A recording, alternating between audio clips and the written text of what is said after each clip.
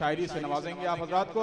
उससे पहले मैं चाहूँगा ताकि एक शायर को एक ब्रेक मिल जाए और उसके बाद यहाँ इमरान भाई और एम तुराज साहब दोनों हैं, सारी रात है, आप हैं। अब आपके और उन दोनों के बीच में ये फैसला रहेगा कि आप उनको कब तक रोक पाते हैं। मैं ताकि एक ब्रेक मिल जाए एम तुराज साहब को, मैं उससे पहले उनको बुला रहा हूँ कि जिनके लिए आप यहाँ इंतज़ार कर रहे हैं। मैं एक ऐसे शायर को बुला रहा हूं, मैं उन्हें कहता हूं कि वो आहिनी लहजे वाले शायर हैं। आहिनी लहजा यानी लोहेदार, लोहे की काट वाला लहजा, वो उसके शायर हैं जो अपनी बात कहते में, सच्चाई कहते में वो झिझकते नहीं हैं। वो एक ऐसे शायर हैं कि जिनकी शायरी जहन पे बोझ नहीं डालती बल्कि आपके दिलों पे असर करती है। ऐसा शायर कि जिसको अब पिछले साल वो यहाँ आए थे और इस साल यहाँ आए हैं, अब यहाँ आए हैं और इस एक साल में उन्हें इसलिए बुलाना पड़ा कि हिंदुस्तान में हालात बदल चुके हैं। एक साल पहले नजीब अहमद जेएनयू का गम, गुमशुदगी का गम हमारे दरमियान नहीं था। एक साल पहले हिंदुस्तान बैंकों की लाइन में नहीं लगा था और एक साल पहले किसी 29 साल के नौजवान को, अखलाक अहमद की बात के अलावा किसी 29 साल के नौजवान शायर को यूपी गवर्नमेंट का साहित्य का सबसे बड़ा अवार्ड यश भारती नहीं मिला था। ये तब्दीली आती रही, ये तब्दीली बहुत खुशनुमा तब्दीली है जो आई है इस साल, लेकिन हम उन्हें बुलाते रहेंगे किसी इन्हीं खुशनुमा तब्दीलियों की वजह से बार बार। लेकिन हमारी दुआ यह है कि अखलाक का वाकया, नजीब अहमद का वाकया, नोटबंदी का वाकया दोबारा हिंदुस्तान में ना हो। मैं आवाज दे रहा हूं इमरान प्रतापगढ़ी को। जनाब इमरान प्रतापगढ़ी, आप हजरात के रूबरू।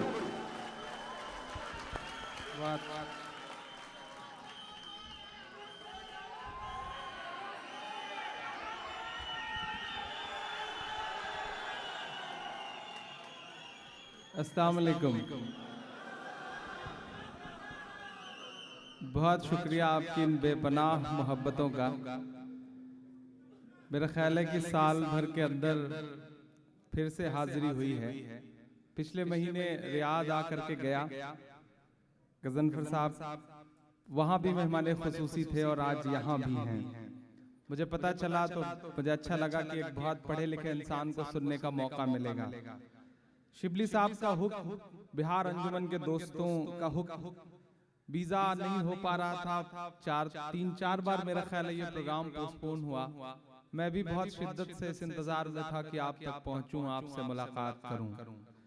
इस इंतजार की शिद्दत में ही मुल्क में बहुत सारे ऐसे मसले होते रहे, हादसे होते रहे कि दर्द इकट्ठा सा हो गया है। मैं 4 मिसरों से अपनी बात की शुरुआत करता हूं। आप बहुत बेदारी के साथ सुन रहे हैं। आपकी बेदारी इतनी खतरनाक है कि वॉशरूम तक पहुंच जाते हैं आप सेल्फी लेने के लिए। सलाम है आप लोगों को, आपके जोश को, आपके जुनून को। मैं 4 मिसरे पढ़ता हूं, दुआएं मांगता हूं आप सबसे।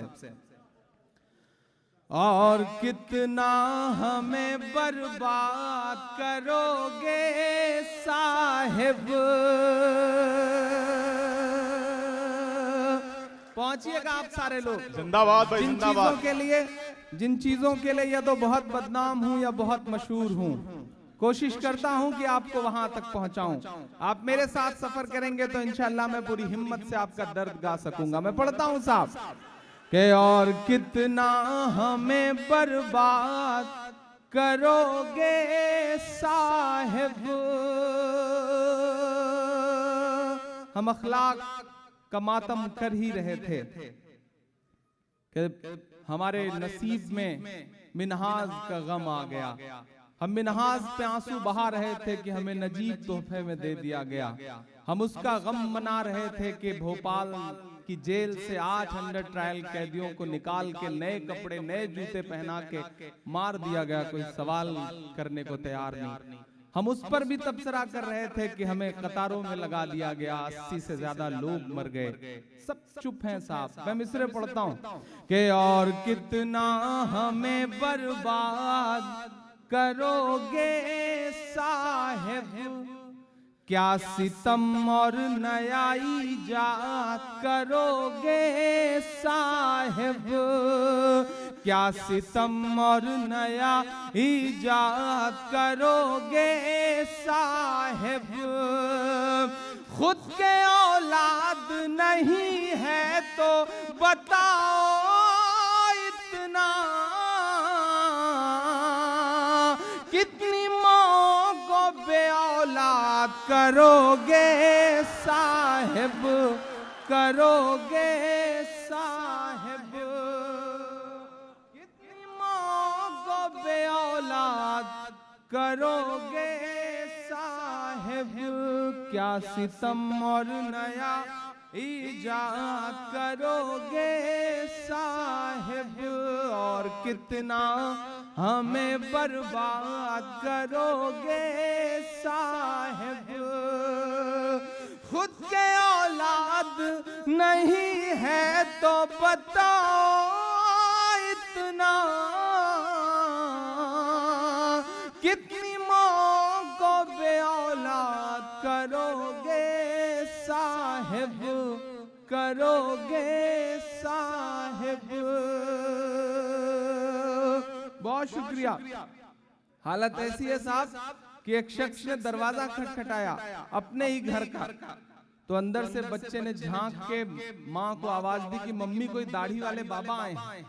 तो माँ ने कहा कि गौर से देखो तुम्हारे पिताजी होंगे, 6 दिन पहले नोट बदलवाने गए थे, आज लौट के आए हैं लाइन से। हालत ये हो गई है साहब, इस मकाम पर ला करके मुल्क को खड़ा कर दिया गया है। और जापान में जाके कहते हैं कि देश बहुत दुआएं दे रहा है। यकीनन देश बहुत दुआएं दे रहा है। दुआओं वाले वीडियो आप तक भी पहुंचे होंगे, काश उन तक भी पहुंच जाए तो समझ में आए कि देश कितनी दुआएं दे रहा है। इतनी लंबी कतार है कि गांव में एक आदमी लाइन में लगा था, तो उधर से गुजर रहे एक आदमी ने उससे कहा कि भाई बैंक तो शहर में है, तुम गांव में क्यों लाइन में खड़े हो?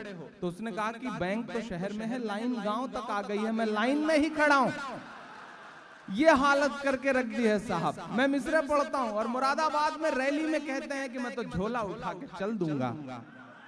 अब पता नहीं झोले में क्या क्या लेके जाएंगे, ये तय नहीं है, लेकिन झोला उठा के चल देंगे। तब मैं मिसरे पढ़ता हूं साहब के आवाम गाली दे ये काम मत करो साहिब, आवाम गाली दे ये काम मत करो साहिब। झूठ को इतना सरेआम मत करो साहिब।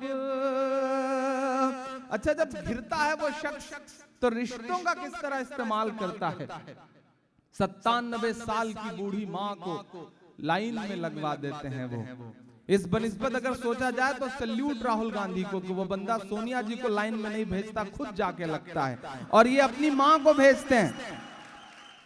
मुझे हैरत है। और जिस दिन से माता जी ने 4500 रुपए निकलवाए उसी दिन से लिमिट घटा के 2000 कर दी। आपकी माता जी निकालें तो 4500, हमारी अम्मी निकालें तो 2000। ये तो बहुत नाइंसाफी है साहब। मैं मिसरे पढ़ता हूँ और दुआएं मांगता हूँ। मैंने उस दिन एक शेर कहा कि फर्जी आंसू छलकाना पड़ जाए ये अमाल न कर, फर्जी आंसू छलकाना पड़ जाए ये अमाल न कर, पहले ही जज्बात नहीं है खुद को और कंगाल न कर। ओट के नाम पे नोट के नाम पे खूब सियासत कर, लेकिन माँ जैसे पाकीज़ा रिश्ते का तो इस्तेमाल न कर, माँ जैसे पाकीज़ा रिश्ते का तो इस्तेमाल न कर। मैं मिसरे पढ़ता हूँ साहब कि आवाम गाली दे ये काम मत करो साहिब, झूठ को इतना सरेआम मत करो साहिब। सियासी मंच से खुद ही बता के खुद को फकीर, फकीर लफ्ज को बदनाम मत करो साहिब, मत करो साहिब। हालत ये है गजनफर साहब कि लाइन में लगा दिया गया। अच्छा, अभी आपको एक और मुबारकबाद दे दूं कि आज मैं यहां हूं और वहां हिंदुस्तान में पेट्रोल 2 रुपए 21 पैसे और डीजल 1 रुपए 79 पैसे महंगा हो चुका है। तो आपको बहुत मुबारकबाद इस बात की। ये अच्छे दिनों के नाम पे एक और सर्जिकल स्ट्राइक है आपकी जेब पर। मैं मिसरे पढ़ता हूं साहब, तर्क भी कैसे कैसे दिए जा रहे हैं। ये कहा जा रहा है कि लाइन में आप खड़े हैं, देश हित में लाइन में खड़े हैं। भक्तगण जा करके लाइन में खड़े हुए लोगों से कहते हैं कि जब सीमा पर सेना का जवान लाइन में खड़ा रह सकता है तो आप देश हित में बैंक की कतार में क्यों नहीं खड़े रह सकते। बिहार में ऐसे एक आदमी समझा रहा था, भक्त जा करके, बिहारी आदमी अपने तेवर का आदमी होता है, पलटा सुबह से कुढ़ा हुआ था, 20 लात मारा उसने भक्त को। जब कूट दिया कस के तो भक्त ने कहा कि मैं तो आपको देश हित में बात समझा रहा था, आप हिंसा पे उतारू क्यों हो गए। तो बिहारी आदमी ने कहा कि देखो भाई, देश हित में मैं लाइन में खड़ा रह सकता हूं क्योंकि सेना का जवान लाइन में खड़ा रहता है, मैं खड़ा रहूंगा। लेकिन जब देश हित में सेना का जवान अपने सीने पे गोली खा सकता है तो तुम 10-20 लात भी नहीं खा सकते। ये तर्क दिए जा रहे हैं। मैं मिसरे पढ़ता हूं और आपसे दुआएं मांगता हूं साहब। बहुत अच्छा सुन रहे हैं आप, बस थोड़ा सा जोश आपका। इधर अगली सफों में जो लोग बैठे हैं इनसे भी गुजारिश कर दूंगा, बड़े लोग हैं, काम करने के लिए नौकर रखते हैं बहुत सारे, हो सकता है ताली बजाने के लिए भी नौकर रखे हो इन्होंने, थोड़ा सा आप सबकी भी शिरकत हो तो अच्छा रहेगा। मैं 4 मिसरे और पढ़ता हूं साहब। बाकर भाई लौट आए हैं, उनकी आमद का शुक्रिया। डाइस के लोगों की भी दुआएं मिले मुझे। रशीक साहब जैसी बुजुर्ग शख्सियत यहाँ पे मौजूद है। अच्छा, रशीक साहब कितने भी बूढ़े हो जाएं, जुल्फ देख करके ही करीब बैठते हैं, ये खास बात है। मतलब बैठने के लिए कुछ ना कुछ एक आध सिंबल तो चाहिए ही चाहिए। मैं मिसरे पढ़ता हूं और आपसे दुआएं मांगता हूं साहब। कि कौन कहता है कि दिल में वतन नहीं रखते। मेरे बहुत प्यारे दोस्त शकील हाशमी साहब, जावेद भाई, ये सब बैठे हुए हैं, इन सब की मौजूदगी में मैं मिसरे पढ़ता हूं और आपसे दुआएं मांगता हूं साहब। कि कौन कहता है कि दिल में वतन नहीं रखते, तुम्हारी तरह से नफरत का मन नहीं रखते, तुम्हारी तरह से नफरत का मन नहीं रखते। नोटबंदी से डराओ ना हमें, हम वो हैं, ज़कात देते हैं हम, काला धन नहीं रखते, हम नहीं रखते। बहुत शुक्रिया। ये वो सच है जिसे बोले जाने की जरूरत है। मैं फिर से पढ़ता हूं और आप सबकी शिरकत मांगता हूं। उधर जो लोग ऊपर बैठे हैं उनकी भी शिरकत हो। मैं फिर से पढ़ता हूं साहब, पहुंचाइए मेरे इन मिसरों को दिल्ली तक, जरूरत है कि पहुंचाए जाएं ये मिसरे। मैं पढ़ता हूं फिर से साहब। कि कौन कहता है कि दिल में वतन नहीं रखते। मैं इमरान प्रतापगढ़ी पूरी जिम्मेदारी से बात कहता हूं कि अगर सच में देश हित का फैसला होता तो तमाम विरोधों के बावजूद मैं पहला शख्स होता जो इस मुद्दे पे उनके साथ खड़ा होता। लेकिन देश हित का फैसला, देश हित का ठेका सिर्फ अवाम ने थोड़ी ले रखा है साहब। आप कहते हैं कि देश हित में लाइन में लगे रहो, हम लगे रहेंगे साहब, क्योंकि सेना का जवान सरहद पर खड़ा रहता है।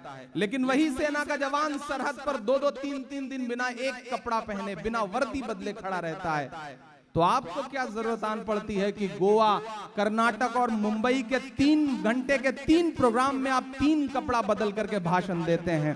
आप एक कपड़े में भी तो भाषण दे सकते थे।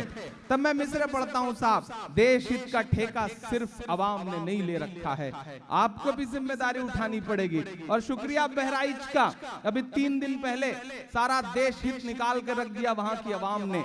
ये साहब ने बताया कि कोहरा बहुत ज्यादा था इसलिए हेलीकॉप्टर लैंड नहीं कर पाया साहब, जबकि 21 डिग्री टेम्परेचर था जब वो लखनऊ से उड़े और नीचे कुर्सियां खाली थी और मुर्दाबाद के नारे थे तो कोहरा छा गया। उन्होंने ये बताया कि कोहरा है इसलिए प्लेन लैंड नहीं किया है।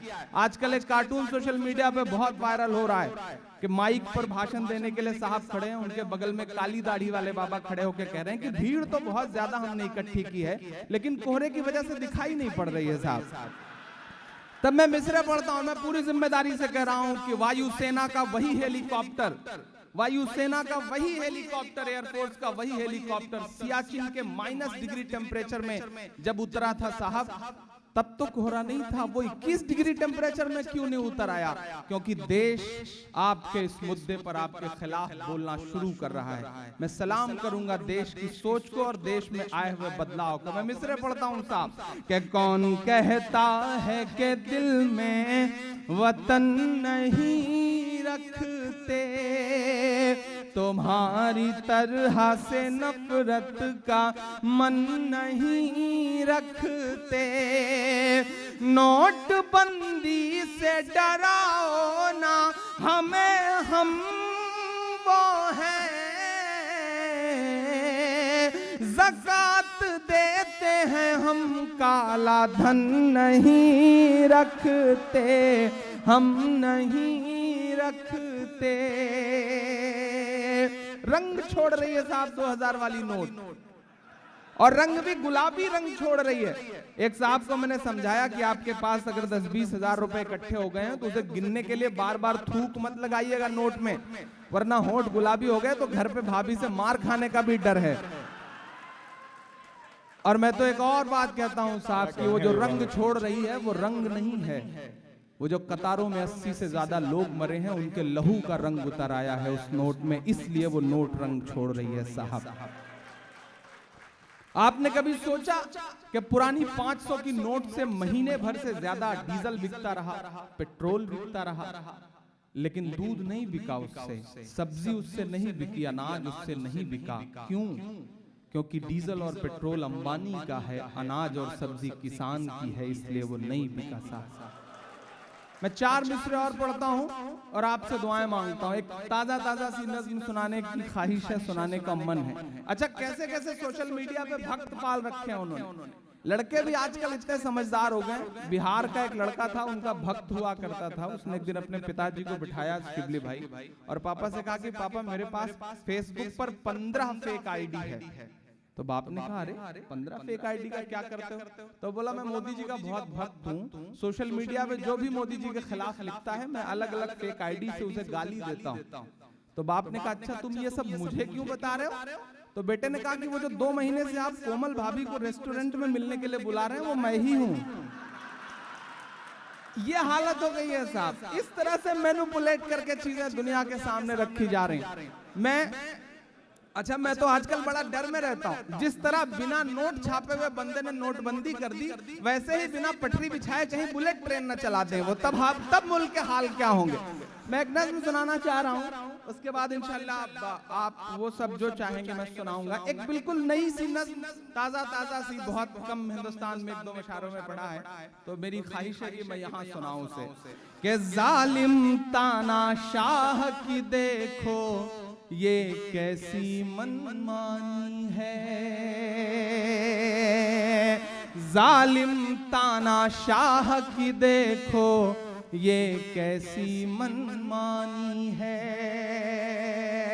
असर तो हो रहा है नोटबंदी का साहब। वो मनमोहन सिंह जो 10 साल नहीं बोले थे, वो राज्यसभा में 10 मिनट बोले, और वो शख्स जो पिछले काफी दिनों से चुप नहीं हुआ था वो राज्यसभा में 10 मिनट चुप बैठा, और उसके बाद लोकसभा में नहीं बोल रहे हैं बल्कि जनसभा में बोल रहे हैं, और जनसभा में भी इंशाअल्लाह आवाम बोलने नहीं देगी बहुत जल्दी, ये होने जा रहा है। मैं पढ़ता हूं नज़्म साहब कि जालिम तानाशाह की देखो ये कैसी मनमानी है, कारोबार हुए हैं चौपट और बर्बाद किसानी है, कारोबार हुए हैं चौपट और बर्बाद किसानी है। लगता है उस शख्स ने हिटलर बन जाने की ठानी है।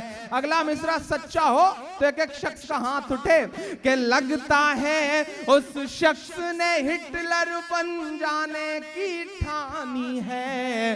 कोई बताए किस लाइन में खड़ा कोई अंबानी है, कोई बताए किस लाइन में खड़ा कोई अंबानी है। मैं मैं कर दूंगा, ये मुझे भी आता है। मैं जी जी जी बिल्कुल बिल्कुल, मुझे लग रहा था एक बार में समझ में आ जाएगा, लेकिन आप लोग सप्लीमेंट्री से पास हुए हैं तो मतलब पूरा ही करना है। अच्छा, ये बिहार है साहब, ये अपने तेवर के लिए जाना जाता है, इसकी अपनी खूबी है। वो बिहार में चौधरी साहब के यहाँ मेहमान पहुंचे, 2 मेहमान। चौधरी साहब अंदर से बंदूक लेकर के निकले, जैसे ही मेहमानों को देखा हवा में 2 फायर किया। मेहमान बेचारे डर गए, बोले साहब ये क्या है, ये कैसा इस्तकबाल है? तो चौधरी साहब ने कहा डरिए मत, मैं चाय का ऑर्डर कर रहा था अंदर से लाने के लिए। तो ये बिहार है साहब, इसका अपना तेवर है। बिहारी आदमी से जल्दी आप उलझ नहीं सकते साहब। एक बिहारी आदमी से एक भाजपाई उलझ गया, उसने कहा काय के लालू जी, काय के लालू जी, देश को 10 बच्चों के अलावा उन्होंने दिया ही क्या है? तो बिहारी ने कहा कि शुक्र है लालू जी ने 10 बच्चे दे दिए, आपके मोदी जी से तो वो भी नहीं हुआ।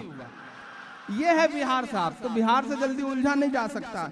एक कोई गाड़ी है फोर्ड की, JAJ नंबर है उसका 1526 जिसकी भी हो उसे कहीं सही जगह लगा लेना। वो हटा दें गाड़ी, खबर देनी, पीछे जो गाड़ी ब्लॉक हो रही है उसको निकलना है, इमरजेंसी है कोई। ये नंबर है इमरजेंसी हो तब तो हटा JAJ दें। 1526 फोर्ड है ये। तो आप हजरात में से जिसकी वो गाड़ी हो वो हटा दें, पीछे जो गाड़ी है उसकी वो ब्लॉक है और वहाँ इमरजेंसी है, उस गाड़ी को जाने अच्छा दें। अच्छा, शुक्रिया बहुत बहुत। ओ भाई साहब जा रहे हैं, वो हटा लेंगे। मैं पढ़ता हूँ साहब के जालिम तानाशाह की देखो ये कैसी मनमानी है, जालिम तानाशाह की देखो ये कैसी मनमानी है। अच्छा, भक्त भी मानने को तैयार नहीं, साहेब चाहे जो करते हैं, भक्त मानने को तैयार नहीं। दिल्ली में बहुत कड़ाके की ठंड है, तो एक दिन एक पत्रकार ने एक ठिठुरते हुए आदमी को देख के कहा भैया ठंड बहुत है, मफलर बांध लो। उसने कहा कभी नहीं बांध सकता, मैं भाजपा का आदमी हूँ। अरविंद केजरीवाल जिस चीज को बांधते हैं मैं उसे बिल्कुल नहीं बांध सकता, चाहे जो हो जाए।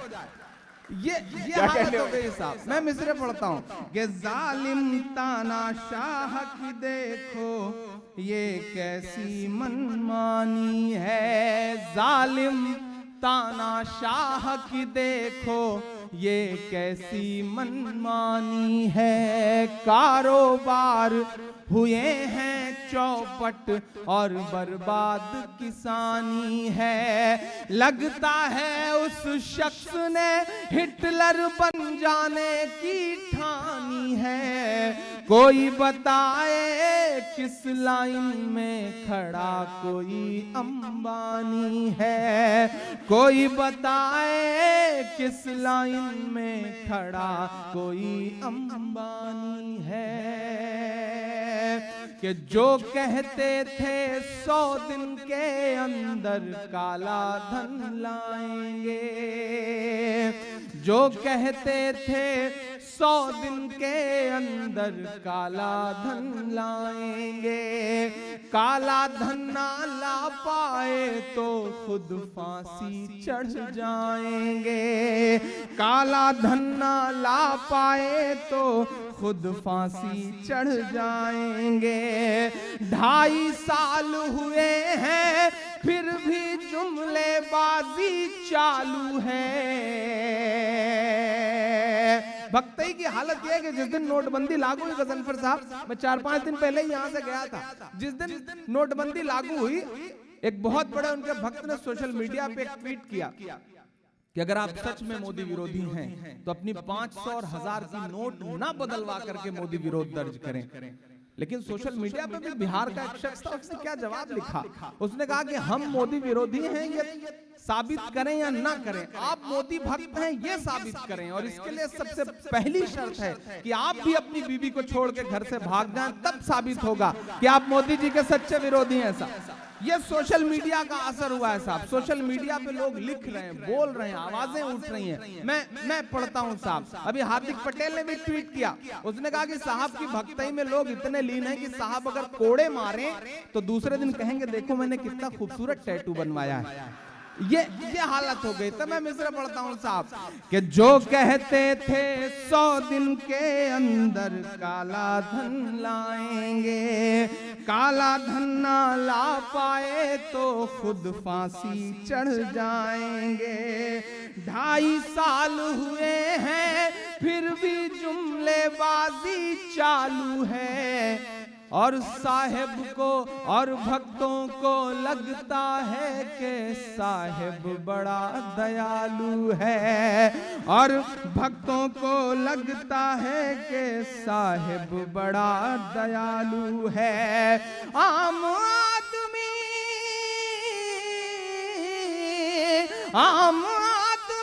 के ख्वाबों से ये तो बेईमानी है। कोई बताए किस लाइन में खड़ा कोई अंबानी है, कोई बताए किस लाइन में खड़ा कोई अंबानी है। मैं आखिरी बंद पढ़ता हूं साहब और आपसे दुआएं मांगता हूं। आपने कभी सोचा कि तमाम दुनिया के अलग अलग मुल्कों में रिसेशन आया, लेकिन भारत उससे अछूता रहा, उसकी वजह क्या रही है? मैं मिसरे पढ़ता हूं साहब कि माँ बहनों के गुल्लक के सारे पैसे लूट गए, माँ बहनों के पल्लू के सारे पैसे लूट गए, नन्हे मुन्ने बच्चों के हाथों के गुल्लक फूट गए, नन्हे मुन्ने बच्चों के हाथों के गुल्लक फूट गए। पूरा देश कतार में है, ये कैसी तेरी तैयारी है, पूरा देश कतार में है, ये कैसी तेरी तैयारी है। 80 से ज्यादा मौतों की किसकी जिम्मेदारी है, 80 से ज्यादा मौतों की किसकी जिम्मेदारी है। लगता है उनकी आंखों का आज मर गया पानी है। कोई बताए किस लाइन में खड़ा कोई अंबानी है, कोई बताए किस लाइन में खड़ा कोई अंबानी है, कोई बताए किस लाइन में खड़ा कोई अंबानी है। जालिम तानाशाह की देखो ये कैसी मनमानी है। बहुत शुक्रिया, बहुत मोहब्बतें। एक नज़्म और सुनाने की ख्वाहिश है इंशाल्लाह, उसके बाद जिस तरह से इस मुशायरे की रवायत है वो अपने ढंग से चलेगा। बहुत अच्छा आप सुन रहे हैं, बहुत मोहब्बत से सुन रहे हैं। रात के इतने वक्त हजारों किलोमीटर दूर प्रदेश में इतने लोग मोहब्बत से मुशायरा सुनने के लिए बैठे हैं। ये उर्दू शायरी का असर है, ये उर्दू जबान का असर है। मैं सलाम करता हूँ आप सबकी मौजूदगी को, आप सबकी मोहब्बतों को। यकीनन ये वक्त बुरा है, यकीनन ये मुश्किल दौर है, लेकिन ऐसे मुश्किल दौर में ही जिम्मेदारियां बढ़ जाती हैं, आपकी, कलमकारों की, हम सब की। मैं एक नज्म सुनाने की मेरी ख्वाहिश है, चूंकि वो नज्म इन दिनों में पूरे हिंदुस्तान के ज्यादातर मशायरों में पढ़ रहा हूँ, मेरे दिल से जुड़ी हुई नज्म है वो। एक ऐसी माँ का दर्द पूरे हिंदुस्तान में सुना रहा हूँ। मैं चाह रहा हूँ कि मैं पहले वो सुना दूँ, इंशाल्लाह उसके बाद जिस तरह चाहेंगे मुशायरा तो अपने हिसाब से चलता रहेगा। मैं एक माँ से मिल करके आया हूँ, मुसलसल मिल रहा हूँ, प्रोटेस्ट का मुसलसल हिस्सा हूँ मैं। एक ऐसी माँ जिसका बिल्कुल एक जवान होता हुआ लड़का पिछले तकरीबन 58-59 दिनों से गायब है, और वो भी दिल्ली की एक बहुत प्रोमिनेंट यूनिवर्सिटी से, यानी कि देश के प्रधानमंत्री के आवास से 4 किलोमीटर की दूरी पर। एक माँ कभी जेएनयू के ब्लॉक पर, कभी जंतर मंतर पर, और कभी इंडिया गेट पर पुलिस के हाथों घसीटी जाती हुई ये चीख चीख करके कह रही है कि मुझे मेरा बेटा वापस कर दो, मुझे मेरा नजीब वापस कर दो, मुझे मेरा लाल वापस कर दो। मैं जब मिला उस माँ से तो मुझे उस माँ की जगह अपनी माँ नजर आई। मुझे लगा कि उस माँ की जगह अगर मेरी माँ होती तो, मुझे लगा अगर नजीब की जगह कोई इमरान होता तो, मुझे लगा नजीब की जगह कोई अशोक होता, कोई अनिल होता, कोई शिबली होता तो। लेकिन देश चुप है, इसलिए क्योंकि उस लड़के का नाम नजीब है। लेकिन मैं कभी कभी सोचता हूँ कि माँ के आंसुओं की तो कोई जात नहीं होती ना, माँ के आंसुओं का तो कोई मजहब नहीं होता ना, माँ के आंसू तो माँ के आंसू होते हैं। मैं उस माँ की तरफ से एक नज्म सुनाना चाहता हूँ बाकर भाई, बहुत दिल से जुड़ी हुई। जिस दिन मैं 22 अक्टूबर को उस माँ से मिलके लौटा था, अब मैं कैब बुक करके चुपचाप चला गया था, मैं जामिया के मुशायरे में आया हुआ था, मिलके लौट रहा था तो बहुत देर तक आंखों से आंसू नहीं रुक रहे थे। मैं इस नज्म को टाइप करके अपने मोबाइल के इनबॉक्स में रख रहा था, बार बार मेरी स्क्रीन मेरे आंसुओं से धुंधली हो जाती थी। मैं सुनाता हूँ माँ का दर्द, जो दिल्ली में पिछले 60 दिन से चीख रही है, चिल्ला रही है, लेकिन कोई सुनने को तैयार नहीं है साहब। कैसी खामोशी है, कैसी बेहिसी है इस देश की सियासत की। सुना था कि बेहद सुनहरी है दिल्ली, समंदर सी खामोश गहरी है दिल्ली। थोड़ा सा जुड़ के सुने, इधर के भी दोस्तों की भी शिरकत। मैं पढ़ता हूं, ये सच है कि इस वक्त हिंदुस्तान में हर बोलती हुई जबान को बंद करने की कोशिशें की जा रही हैं। जो भी तरीका उनकी समझ में आ रहा है वो सबके साथ वो तरीका इस्तेमाल कर रहे हैं, लेकिन सारे चैनल तो चुप हैं ही। शुक्रिया रवीश कुमार का कि रवीश ने कम से कम एक दिन क्या कहने, वाह वाह, जगह दी। और मैं पूरी जिम्मेदारी से कह रहा हूं, शायद रवीश के अंदर भी जर्नलिज्म का असली खून इसलिए है क्योंकि वो शख्स बिहार से आता है।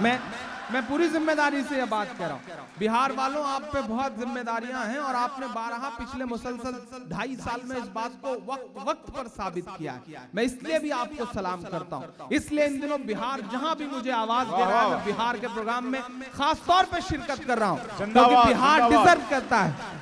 बिहार के तेवर को सलाम। पिछले 2.5 साल में सबसे ज्यादा साहब को अगर किसी ने परेशान किया है तो वो बिहार से ही जुड़े हुए लोग हैं, चाहे वो कन्हैया हो, चाहे रवीश हो, चाहे लालू जी हो, सब बिहार से ही जुड़े हुए लोग हैं। मैं नज़्म शुरू करता हूं साहब के सुना था कि बेहद सुनहरी है दिल्ली, समंदर सी खामोश गहरी है दिल्ली, मगर एक माँ की सदा सुन न पाए, मगर एक माँ की सदा सुन न पाए, तो लगता है गूंगी है बहरी है दिल्ली। सुना था कि बेहद सुनहरी है दिल्ली, समंदर सी खामोश गहरी है दिल्ली, मगर एक माँ की सदा सुन न पाए, तो लगता है गूंगी है बहरी है दिल्ली। वो आंखों में अश्कों का दरिया समेटे, वो उम्मीद का एक नजरिया समेटे, वो आंखों में अश्कों का दरिया समेटे, वो उम्मीद का एक नजरिया समेटे। यहाँ कह रही है, वहाँ कह रही है, तड़प कर के ये तुम कह रही है। नहीं पूछता है कोई हाल मेरा, नहीं पूछता है कोई हाल मेरा, कोई ला के दे दे मुझे लाल मेरा, कोई ला के दे दे मुझे लाल मेरा, कोई ला के दे दे मुझे लाल मेरा, के उसे ले के वापस चली जाऊंगी मैं, पलट कर कभी फिर नहीं आऊंगी मैं, उसे लेके वापस चली जाऊंगी मैं, पलट कर कभी फिर नहीं आऊंगी मैं। वही है बुढ़ापे का मेरे सहारा, वही है बुढ़ापे का मेरे सहारा। वो बिछड़ा तो जिंदा ही मर जाऊंगी मैं,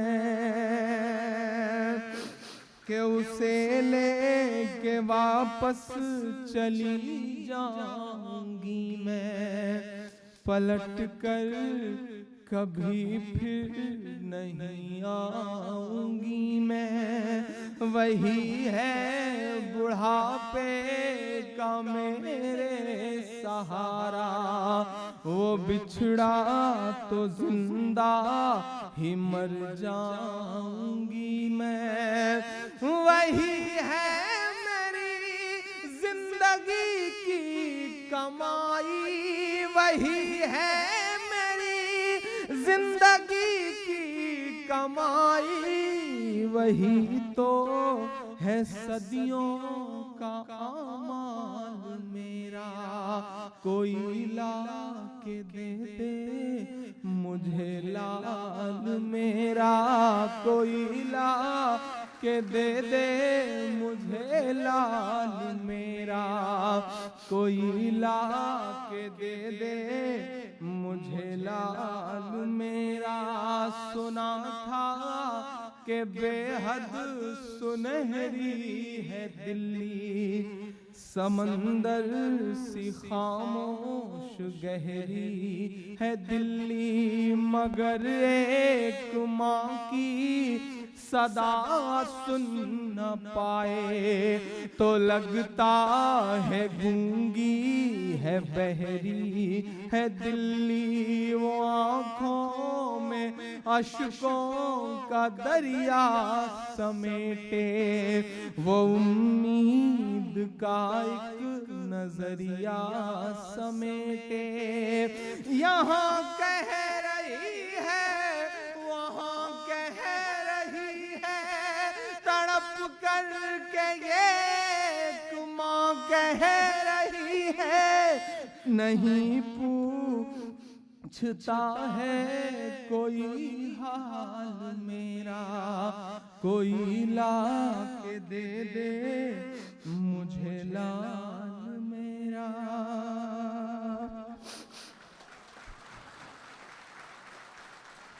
एक माँ के दर्द को इमरान भाई ने